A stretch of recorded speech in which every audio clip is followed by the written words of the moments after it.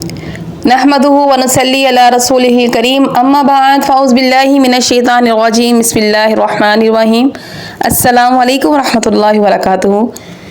सूरतुल फातिहा को सूरत दुआ भी कहते हैं। ये सूरत अल्लाह ताला की हम्द सना से शुरू होती है, फिर बंदे की इबादत का जिक्र है, फिर अल्लाह ताला से सिरातुल मुस्तकीम पर सादब कदम रहने की दुआ है। दुआ और सवाल का यही तरीक़ाकार है कि पहले अल्लाह की हम्द सना की जाए, फिर दस्ते तलब बढ़ा दिया जाए।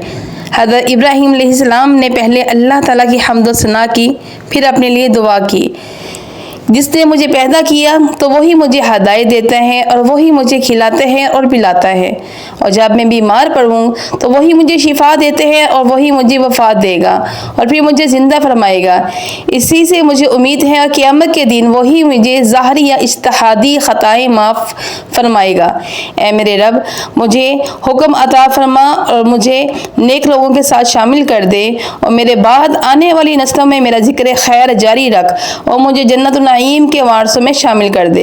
हज़रत यूसुफ अलैहिस्सलाम ने दुआ की, फातिरस समावाति वल अर्द अंत वलिय्यी फिद दुनिया वल आखिरति तवफ़्फ़नी मुस्लिमन व अलहिक़नी बिस्सालिहीन।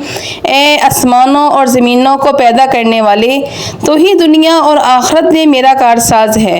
मुझे इस्लाम की हालत में मौत दे और मुझे नेक लोगों के साथ शामिल कर दे। दुआ का तरीक़ाकार यही है कि पहले अल्लाह ताला की हम्द सना की जाए, फिर उससे सवाल किया जाए।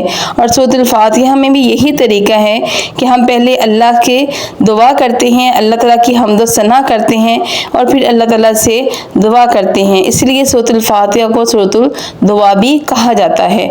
हज़रत अबू हुरैरा रज़ियल्लाहु अन्हु से रवायत है कि नबी पाक सल्लल्लाहु अलैहि वसल्लम ने फरमाया कि जब सूरतुल फातिहा नाज़िल की गई तो उस दिन इब्लीस बहुत ज़्यादा रोया था।